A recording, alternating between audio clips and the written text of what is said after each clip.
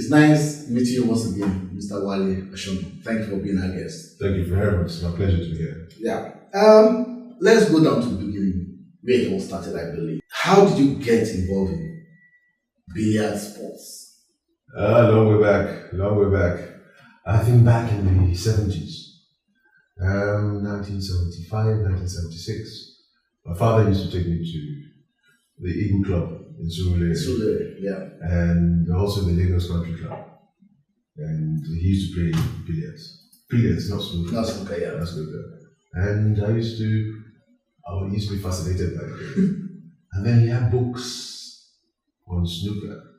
So every time I creep into his room, and the funny thing was that not too many people were talking about snooker. In school in those days, people didn't know anything about snooker or billiards. Yeah. So when I spoke about it, my classmates would look at me and, they'll say, what's wrong with this guy? So it was very, very fascinating. And it was in those days, I remember our celebrities then were the likes of Femi Robinson. Femi Robinson, that's the fair Yes. And so when we went into the snooker room, the snooker room used to be dark. Dark and dank. And the smoking was terrible. The air was filled with smoke and the stench of tobacco. And in those days, they used to have carpets, and the carpets would be soggy, and it was a very acrid environment. But I loved it because my father would be there and would play, and it used to be cold, very cold in those days. So that was why I picked up the interest. And when I left Nigeria in 1980, I went to England, and believe me, the first thing I was introduced to was pool. Pool? Yes. I believe you were shocked when you saw the size and the size of the community and the whole atmosphere. I'm sure you were very, very shocked. It was totally because that happened to me when I also had a brother traveling to the US. Yes. I'm moving to England, and I said, God, look at this thing we're joking with in Nigeria. Yes, absolutely. It's so big. Absolutely. Now, the first day I played pool, I didn't know the rules. And even in Nigeria, let's go back to those days, they didn't allow us to play on the table because we were under 18, yeah. So we just used to watch, and I told you I used to read a lot of books. Yes. And so the first day they taught me the rules of pool. Would you believe I beat the person who taught me? That's the beauty of sports sometimes. I was like, what? And it was like a duck taking to water. I was hitting the ball was going in. Simply put, because as a kid, I grew up studying that game. I knew everything about the game. Even before you took the first shot. Would you believe that and I'm sure most people wouldn't know this, on the ball, on the cue board itself, there are 4 quarters. There are 4 quarters, but 9 points to strike the ball. 9 points. That's some science. Believe me, you just have to apply it. I'm sure when people hear this now, they'll go and start looking for the 9 points. But you must know the 9 points, and you must know what happens on every point of the ball. If you want to screw back, that is very common. Play the bottom. That's shots. Yes, if you want to screw and the ball comes to the left or to the right, strike it. Follow up shots. Yes. Top right, top left, stun shot. Those were, I learned all those in the book. So I enjoyed the game then. I started with pool, and I can do amazing things with it on the pool table there. And then in 1983, I went to Liverpool to do I went to University of Liverpool, and I got introduced to snooker club. The snooker I couldn't play in Nigeria. Not too far from Sheffield. The home. Absolutely. The home. The crucible. The crucible. The home of snooker itself. My brother, everything about me then was just snooker. All my lecture notes and everything, just snooker. When my friends went to clubs, when they went with their girlfriends and all whatnot, I ended up in a snooker room. You know, a lot of my money was invested in snooker. I wouldn't say wasted. A lot of my money was invested in trading in snooker.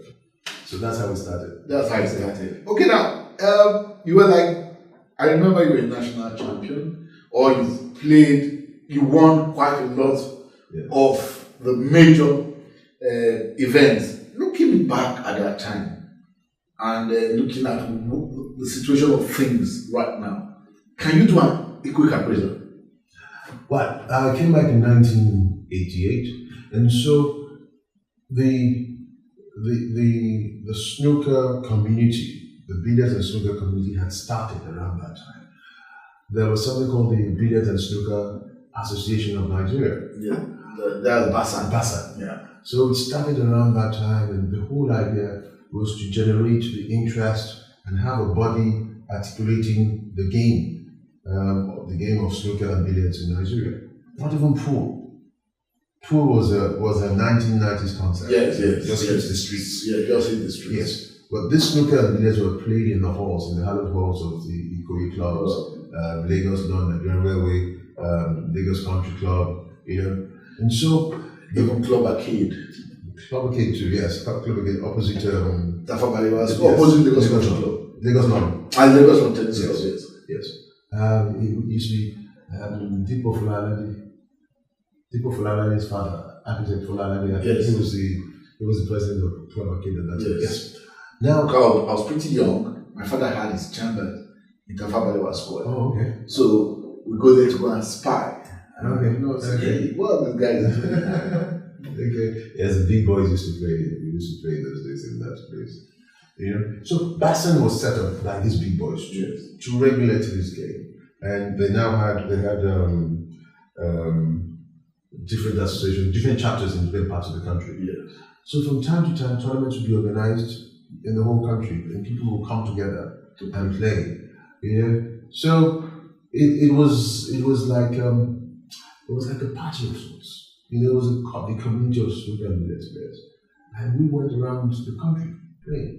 I remember there used to be a time when, at that time, people would say, Wale Osomo is coming to Port Harcourt. He's coming to Warri. There was a particular man who told me he flew from Kano to Port Harcourt to watch me play in the 1990. There was a final that played there. My salary was 500 naira a month. And I went and I won 3,000 naira. I remember that was when I bought 1992, July, I bought my father his a cue. From that money I got, from the cue of 3,000 naira then, and I bought it and I gave it to my father. Unfortunately, 5 months later he died. You were earning 500 naira. A salary. Yes. As a lawyer. Somewhere. Yes. And now you went to play in a sports event, a snooker event, yes, and offered you 10,000 naira. 10,000. That makes us look at the issues of the benefits and the empowerment opportunities available. I don't want to look at it from snooker and billiards. Let's just look at it generally from sports, because quite a lot of people feel that those who get involved in sports are like NFAs or not people that have no future ambition. Yeah, that's 20th century thinking. 20th century thinking. What was it by that? The people who are living in the past 50 years ago, where the whole idea was go to school. Yeah, school is fantastic. Education is fantastic. Education shows you the way. Okay? However, it's from education itself that we know. I'm sorry, I'm going to elaborate on this because I'm an educational entrepreneur. I own a school and I train kids. You see, there's somebody called Howard Gardner, a psychologist. He says there are 8 types of intelligences, multiple intelligence. Okay? One of those intelligence, for example, you're a mechanical engineer, you are good at maths. Yes. Okay? I'm a lawyer. I was good at linguistics. Yeah. Some people are good at art. Some people are good at sports. Some people are good at architects, for example. Yes. Drawing. Art. Yes. Some people are good at interpersonal skills. Yeah. You know, when you take, and then some people are good at this one they call intrapersonal. Okay. People who end up becoming leaders. Yes. Who can influence other people. Yes. The Martin Luther Kings of this world. Yeah. The Obamas of this world. You know, and the people who are good in sports. I mean, you're going to tell me that Mike Tyson was a fantastic person. Yes. Okay, he was good at his job. It was a job. He knew how to knock the people out. Absolutely. Muhammad Ali. When you talk about, I mean, today, Usain Bolt, Messi, Neymar. Look at this guy, Ronaldo. I mean, I'm not a fan of Ronaldo, but he said something the last time he won the tournament, the Ballon d'Or, and they asked him, you know, how do you do this? And the man said, listen, talent is nothing without hard work. Hard work. Yes. You know, we may have the talent if you don't work. Like the Bible says, you don't work, you don't eat. Yeah. So let's come back to sports here, locally. It's a huge industry. A huge industry that must be tapped. Please, my brother, go to the National Stadium, Solere, at 6 a.m. and see more than 3,000 people who are going about exercising, doing one thing or the other, engaging in sports.